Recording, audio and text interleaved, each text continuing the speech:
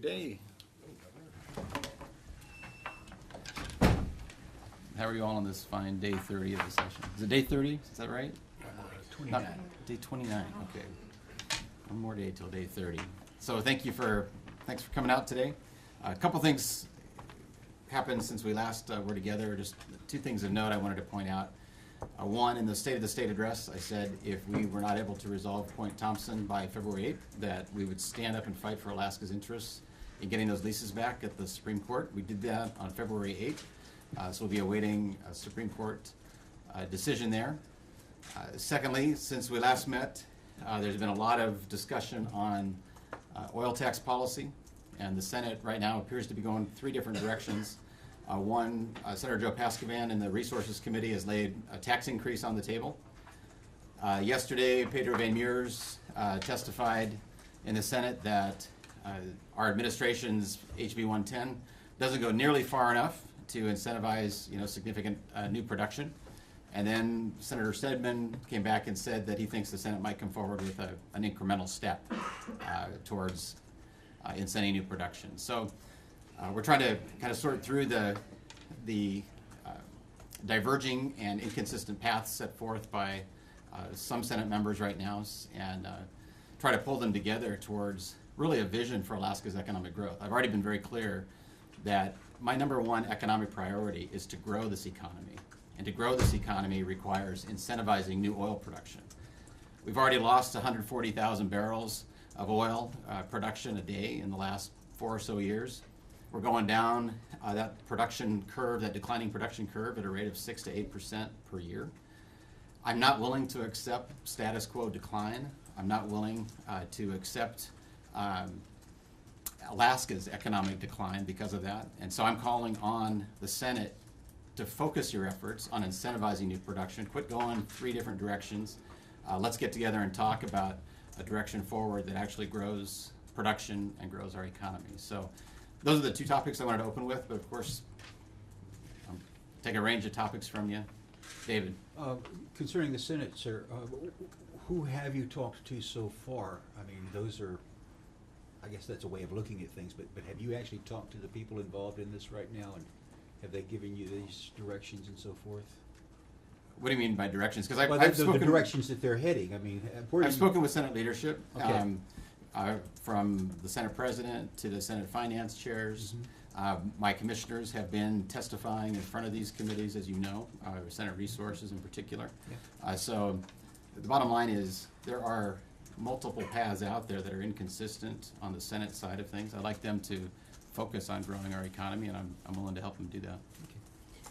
Governor, I was at all of Pedro Van Meurs' hearings, and I don't think he said SB 110 goes far or doesn't go far enough, just that alone.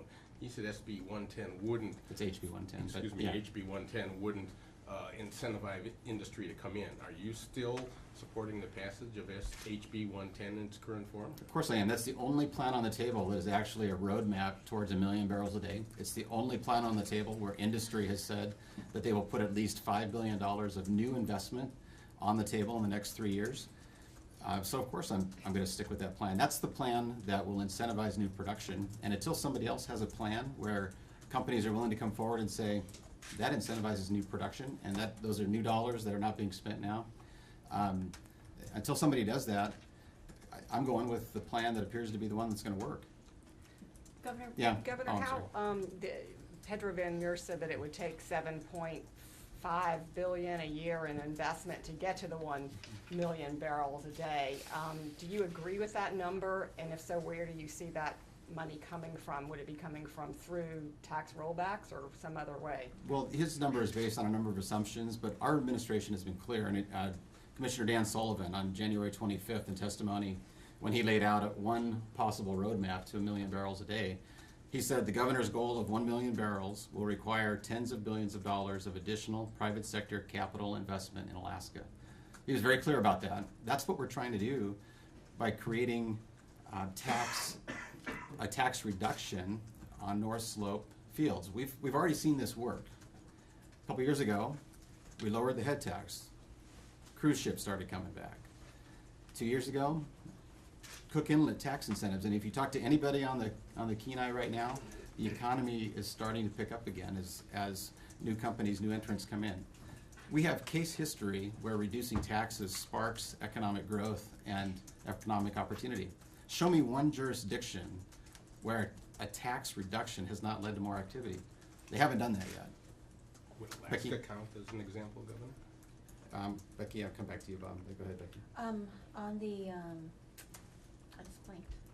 Go ahead, Bob. Oh, good, Bob, then. Several senators have pointed out that we've been cutting taxes for oil companies for a long time before we got into the basis regime, and there was no new oil investment here. Is that not an example that you were just asking for? I don't think so. I'm talking about current day. Here's where we are. Here's where we want to go. We're current day. We're at 600,000 barrels a day and going down. I want to get to 1 million barrels a day. I We want to understand the climb. goal, but you said, show me a case where cutting taxes doesn't spark new industry or new investment, and it seemed like for all of ELF, it did not do that at all. Okay, I dispute that because that simply was a long-term upward spike as we increase production, and then a downward flow on old production. We then changed tax regimes with the PPT and then with ACEs, and we've seen when oil prices are at this high rate, we've seen production continue to go down and investment continue to go elsewhere. Yeah. Would you support an incremental step? Senators have talked about trying to get consensus on progressivity and then looking at other issues like decoupling and tax credits. But just how far they get this session, who knows? Would you support just a bill that deals just with progressivity, or do you want a whole package? I guess the question is, would Alaskans really support incrementally better economic opportunity, or would they like significant more economic opportunity? And so I'm going to stand firm for aggressive changes that aggressively change the game here so that Alaska gets in the game of oil production to a greater degree than we already are. Yeah. Yes, in the last 20 years, Finland's economy has just boomed, and they think that's because they've invested in education. Do you see Go this, ahead. do you I see mean- this, do you see the state as investing in education and possibly having economic growth in that way? Absolutely. I mean, that's for example why we have invested record amounts in terms of increases into our educational system across the last 4 years. There's no question about the importance of education and about the importance of funding for education. But let's stay on this oil and gas. We can move to an education topic if you'd like. But go ahead, Governor, Mr. Bradley. Point Thompson, Yeah.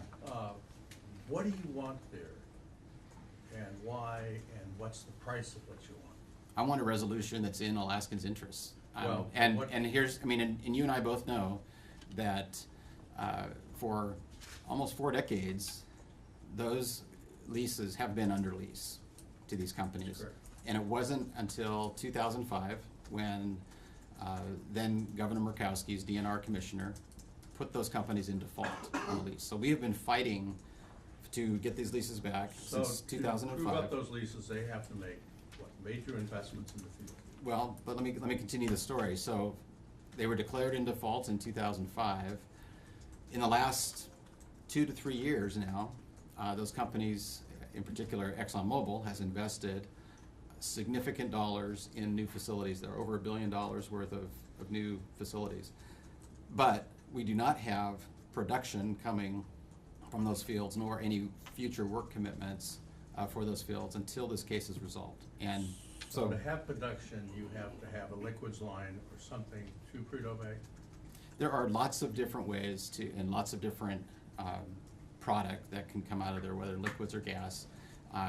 Those are all under discussion right now, but the point is, we want solid work commitments. We want production of Alaska's resources for Alaskans, and we're working that both through the court system as well as trying to resolve the litigation. But we're trying to lower drilling costs in the Prudhoe area. I mean, companies only have so much money.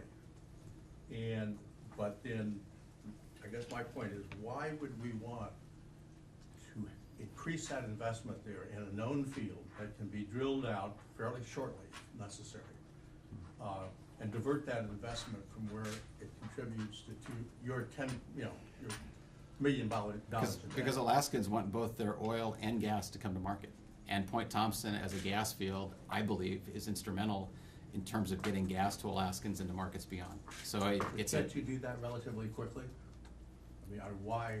well, it's an interesting notion that people think we should be able to do that quickly, and I have to agree with you, except for when you consider that Point Thompson was defaulted in 2005, and we're still fighting in court. So unless we can reach a resolution that is in the state's interest, we're not moving forward. Well, Governor, it had its initial last investment, I think it was 1981, $800 million. Prior to the $1 billion that's been spent in the last Yeah, 3 yeah. years, you mean? Yeah. You know, from what you heard people in the industry and others say, is why in the world would you want to invest, you know, during this period? You didn't have a gas line, you didn't have a market. And yes, we want to see our gas, but we also have to have markets. And we don't Right, see- but then the point is, don't hold the leases, give them back to us, and we'll see if anybody else wants to do it. That's kind of the whole notion behind the lawsuit. Is prior to the in 2005, there was no facility at Point Thompson like there is today. I mean, these companies, in particular ExxonMobil, has made a good faith effort to invest their cash and put forward more than $1 billion of investment there. But prior to 2005, that wasn't the case, and the state then moved to act in Alaska's interests to take those leases back. We're at a point now where we have the potential to come to a resolution that's in Alaska's interests. I made a promise to Alaskans that we would fight for Alaskans' interests at the Supreme Court if we didn't reach resolution. We didn't reach resolution. We fought it under the benchmarks that I set up in my State of the State address for progress on a gas line. You'll note that I have given these companies until the end of March to meet 2 benchmarks. One is resolution of Point Thompson, and 2, go ahead. Well, what is resolution of Point Thompson? What do you want to see there? I'm not going Is to that tell you what our something- settlement strategy is. I mean, that would be improper for me to do that. But I can tell you that I want production out of Point Thompson. I want Alaskans to get the value of their resources. Would you, revealing your settlement strategy, put pressure on the companies? No, it's inappropriate in a litigation context to put forward strategies of one party trying to resolve with another party. You wouldn't do that with your press agencies, and I wouldn't do that with our state. Well, if it's my advantage, I would. I mean, that's, but you So, have other- and you saw me put out the benchmarks, didn't you? So there are some key pieces that get out there. Well, that's what I was wondering on the timeline. February 8th was the first timeline, or the first date that you had identified, and I just wondered if, by not reaching settlement by that point, if it pushed anything back, but it sounds like you're staying firm on the end of March for. Oh, absolutely. Yeah, no, I mean, that was, everybody understood that Supreme Court hearing was coming forward. Everybody understood the state would fight for our interests there. And everybody understood that the end of March is the end of that deadline. Yeah. Governor, can there only be one big or semi-big gas line from the North Slope? I'm wondering what your assessment is of House Bill 9, the Speaker's gas line bill, how that fits into what you're talking about, and how you define alignment, which is one of the points you were just making, with by March 31st. What does that look like? How do these different gas lines fit into your vision? I very clearly set forth my vision in the State of the State address, and alignment means alignment of these leaseholders that hold the gas under an AGIA framework, which implies that you would see these 3 leaseholders, the main ones, with TransCanada, under an AGIA framework and agreeing to work forward on that basis. Alaska Gas Line Development Corporation is a very important component here because they have done work on an in-state LNG line, which is the direction that my hope is that these leaseholders will pivot to together under an AGIA framework. A year ago, we weren't even having this discussion or a year and a half ago, because the focus was on a lower 48 line. And now with the way gas prices are in the Pacific Rim, we're going where the market is with Alaska's gas. So I see these 2 lines as being merged together and consolidated over time. That's what we're focused on. Pat, you haven't had a question yet? You've been saying 6% decline going forward for quite a while. Now you're saying 6 to 8%. Yeah. That's considerably more than your revenue and DNR people are saying. Because we're being very conservative. If you listen to any of the companies and ask any of the companies, they'll tell you 6% decline is a conservative estimate. They actually think it's going to be more. So DNR is wrong? Pat, there are so many elements that go into that, and each has their own view of things. I'm just telling you that across the spectrum, 6 to 8% decline is the anticipated range. About gas, Governor. Yeah. At Senate Finance this morning, it was mentioned that Alaska's losing about $80 million a year because of because of the coupling of gas and oil taxes. If the things that you want do happen in a timely fashion, are we going to lose more money until decoupling happens? And how soon? You said next year you're going to send a decoupling bill to the legislature. Right? No, I didn't say that. I said a couple things. One, that $80 million you're talking about, I suspect was this comment made by Senator Stedman in relation to Cook Inlet. Is that your understanding? I don't know Cook Inlet, but $80 million losses because of the gas and oil taxes Okay. are still coupled. Those were decisions the legislature made and we are living with now. And look, I'm trying to get a large diameter gas line done. My focus has been on that. My focus has been on setting forth benchmarks to get us there, including fiscals in 2013 related to gas. All of that gets wrapped around the 2013 legislative session. So if the things that you set your benchmarks for happen, would that increase the state's loss until gas and oil are decoupled? No, not, and especially not if we end up with a large diameter gas line and fiscals that change the direction we're headed. I mean, the answer that the senator wanted last time would have increased taxes on oil when it came to decoupling. So you say we're losing money on gas. He wanted to increase taxes on oil. To Well, me, I'm separating the oil tax part, but you when can't. does gas have to be decoupled before it starts costing the state too much money? But you can't decouple them until a statutory change comes forward that decouples them. And the last time a statutory change came forward, it increased taxes on oil when it split the two apart. So, which at this point, we're producing much more oil. That is more valuable to us right now than the gas as a state. That's what we're focused on there. I've said if the senator would like to pass a decoupling bill this year that doesn't affect the tax take on the oil or gas side, and that does separate them, that's fine. But I'm not going to support a tax increase, nor am I going to support going in twice on a gas tax change to make that a more favorable prospect for the companies.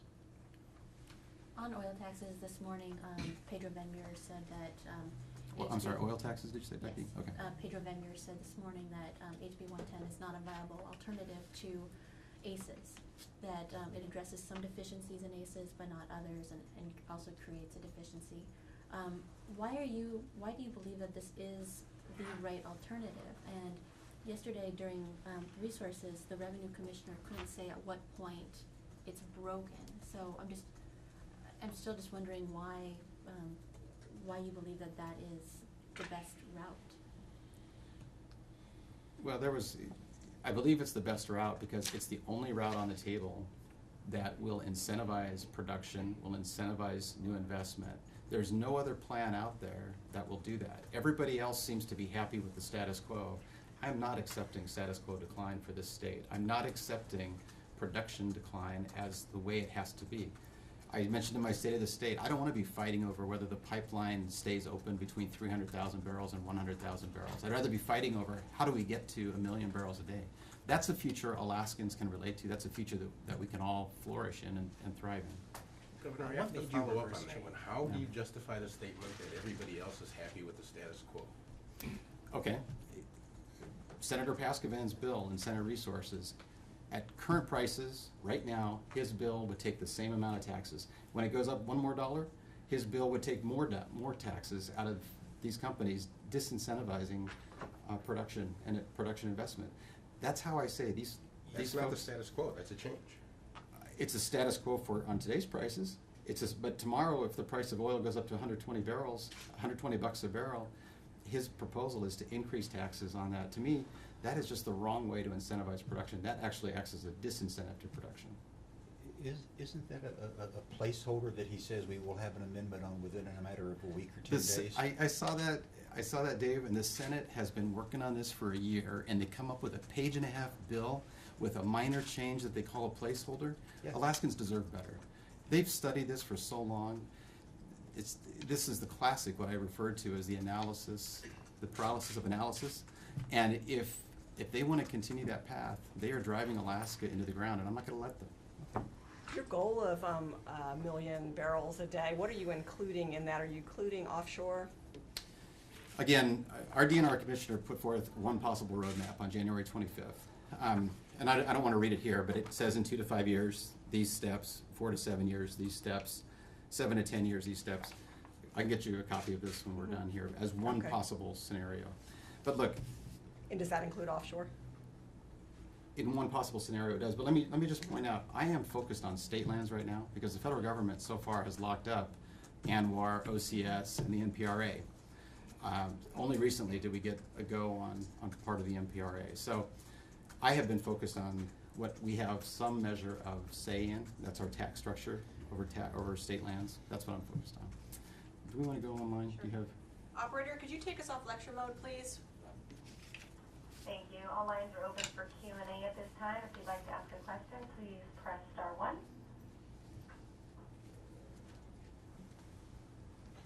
Tim, go ahead.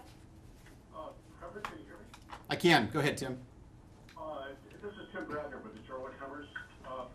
Quick question, Governor, could you just clarify for us what you expect at the end of March from the companies on the gas line? I heard you this morning. It sounded like you're expecting some clarification or a settlement from Thompson. But what are you expecting in terms of alignment on the possible? Tim, the best thing I could refer you to is the State of State address, and in my paraphrase right now is resolution of Point Thompson and Alaskans' interests and alignment of these parties under an AGIA framework. So that's my paraphrase of what I said that's in print. You can pull it from the State of the State. Okay, just one follow-up, Governor. What do you mean by alignment? Do you mean alignment in terms of an LNG project, or just the three companies agreeing to work together, or? 3 companies aligned together under an AGIA framework, meaning, well, I think it states what it means. I mean, there's that, and it comes about through multiple agreements among these parties. So for me to even go down that road, I can't, because I'm not privy to those discussions among the parties. I want 3 companies and TransCanada working on getting Alaska's gas to market. That's something we haven't seen for years now. Go ahead, operator. Oh, okay. There are no further online questions. Okay. Just Governor? following up on Yeah. that, Governor, I think obviously we don't understand what you mean by alignment because we keep asking about it. Are you Well, talking about let me show you what alignment doesn't shipping? look like. Are you talking about No. shipping agreements? Let me talk to you what alignment doesn't look like. Alignment doesn't look like TransCanada and Exxon under the Alaska Pipeline Project over here, and Conoco and BP under Denali over here. What it looks like is Conoco and BP joining over here on similar terms that Exxon has and moving forward under an AGIA framework. I mean, that's what alignment looks like to me. A different subject? Please. Okay. The Lieutenant Governor and the Division of Election have completely ratified or certified the Coastal Zone Initiative. Going out on a limb, it doesn't seem at all like something that you would have approved in the bill last year. Are you going to get involved in this debate, or should the issue just go to the public, or should the legislature try to pass a bill? No, my position has been, let the people decide. This has been something that has been worked diligently in these halls. Now our Constitution provides a mechanism by which the people can have their say. It's been certified. I say let it go to the people. Governor, can you tell us what changed your mind on ACES? Was there a specific fact or somebody who came to you and convinced you that it wasn't working? I just remember seeing a chart from revenue on progressivity where at the high oil prices, we were not competitive with other jurisdictions. And the groupings between $60 to $80 a barrel, which is what ACES was built on, were competitive at those numbers. I don't believe we are, based on what I saw from revenue at the time. That was several years ago. But since then, I've also seen too many of our people going to North Dakota, too many of our businesses going to North Dakota to invest. I've seen all kinds of production increases from North Dakota, Texas, and beyond in North America that I'd like to see here in this state. We're the only North American jurisdiction that I know of that's actually declining in production still under these prices. I'd like to see us turn that around. And that persuaded you? I mean, there's All so of many other that. factors together. All of that that. you- All of that. Yeah. Governor, project is made of buyers and, sellers. And obviously. I'm sorry, say it again? Buyers and sellers. Yeah. And obviously, the oil companies have the gas, they want to sell it, and they have an interest. We have our interest in gas, we want to sell it. But who in the Pacific Rim has come knocking on our door saying, we want the gas? Those markets are also available to other parties. Yeah. and, Well, you see, you don't have to have anybody knocking at your door to see and seize opportunity. All you have to do is see $2 gas in the lower 48 and $14 gas in the Pacific Rim. That's opportunity knocking, and that's what I've asked these companies to look at together and to work towards together is that Pacific Rim market. Well, one of the things that makes them cautious is that a lot of the gas that comes from competitors, they're autocratic regimes that work closely with the oil companies and the participants, and if they want to, they can drop their price. Well, that's very hard for us to do. I mean, we're a democratic government and limited involvement in government, and that's sort of an unfair competition type of thing that can exist in those markets. Well, I mean, you're basically arguing for dictatorship. I like the republic No, form I'm of not government, arguing you for know. it, but I'm saying that's so- the fact. That's the fact. Well, that is true, but there's a trade-off. They balance their portfolios off against more risky places where dictators reign and can pull away their rights, with a part of their portfolio that has some level of stability and security, which is what Alaska offers. Yeah, So, I'm not suggesting necessarily dictators, but it's, there's a parliament and there's, the emir and different organizations and, Norway, other countries that have sort of a social private structure that they do business through. And they have 100 years of experience, and the government gives them more, or the public gives them more leeway. I think our gas burns just as well and just as clean in Chinese generators as Canada's. I think our gas burns just as well and better in Alaska homes than somebody else's gas being imported. I'd like to see all of that happen. So, Pedro Van Pat? Nurse didn't seem to think that Asian premium was going to be there by the time our gas would be on market, that other people were trying to provide that and China might provide its own gas by then. Are you confident that that premium is going to stay there? Well, he's advocating a do-nothing approach, and my view is we know where the market is. Let's look at it. The Chinese market is so vast, the population is so large, and the upside opportunity there is significant. So I say, why not point our gas that direction after feeding Alaskan homes? Becky? What happens at the end of March if there isn't any progress toward a line? What do you do? I think this building and between the legislators in this building and I think we'll be able to craft a solution that's in Alaskans' interest. I don't think that these companies want to get to that point. Yeah, Dave. Back to a question concerning exports.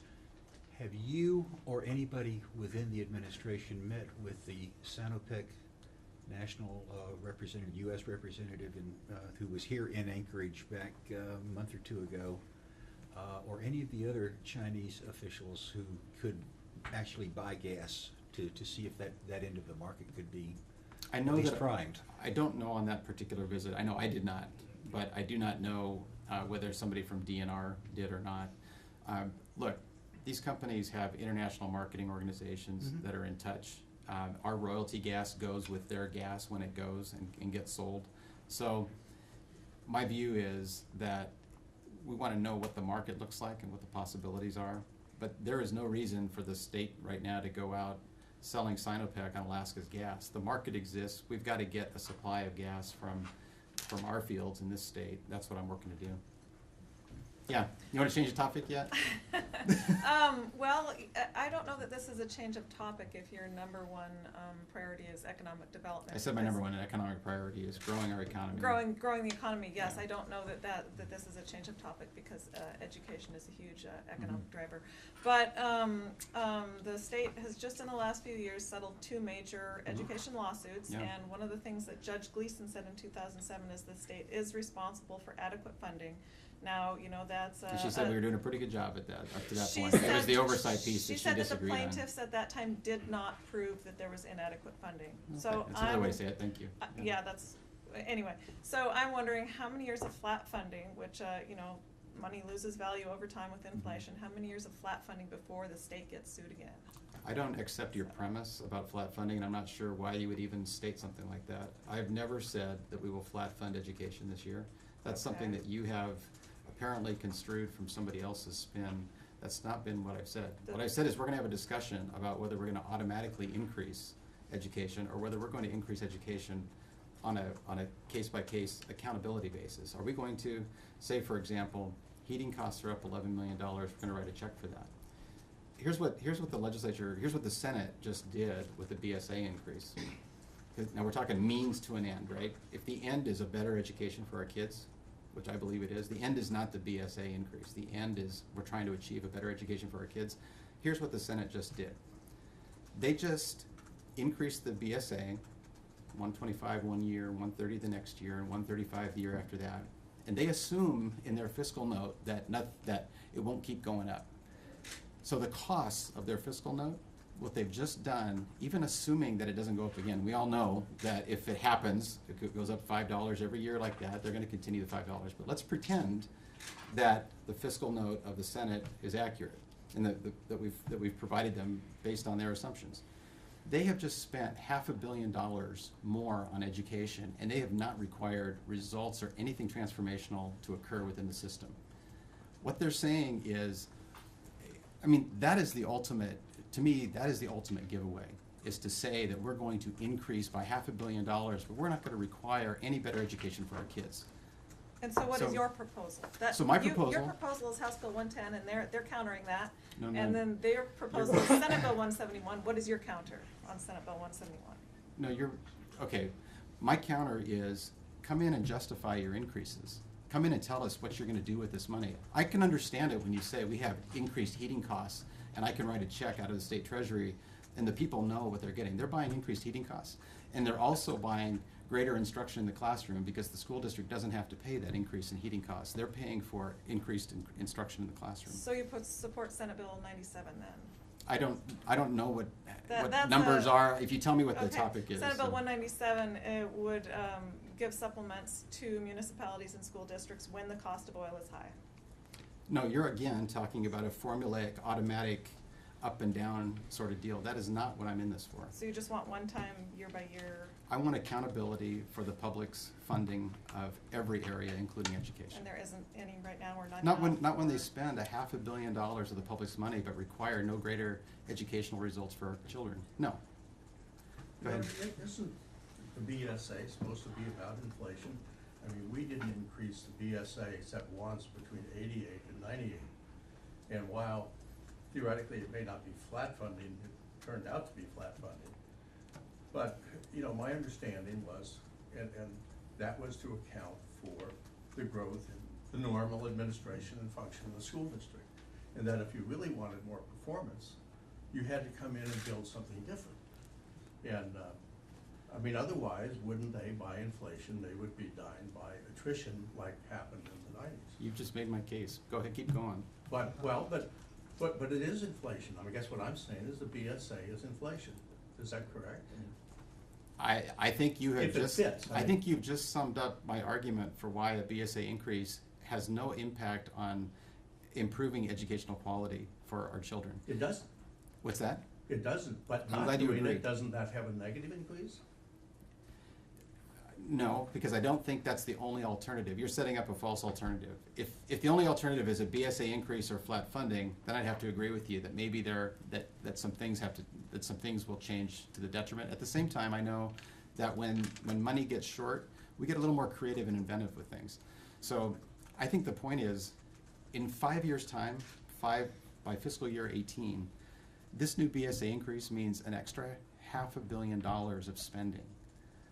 Our current budget's only what, 1.1, 1.2 in spending on education for K-12, and they want to add another $500 million Well, wouldn't it be without a good requiring any idea to results. have your Department of Education, Department of Labor, compute what a true impact is on school growth and demand, and at least render that figure out there for a reference point for how much you should invest. I don't assume the status quo is working for our children, and a BSA argument assumes the status quo is working and we got to keep up with inflation to keep up with the status quo. I wanna change incentives, so, we're just, all right. Becky? Isn't that On flat the funding? budget, just on the budget, Yeah. last time we talked, you mentioned that you were hoping to limit spending to where it was last year. Mhm. Have you met with lawmakers on that issue, and Yes. has there been an agreement from them? No, of course not. They're not in a place yet where they can agree to that spending limit. But they also will tell you that I bet they can tell you that in their experience, they have not had a governor who has so willingly set forth a budget message that says, I want to work with you.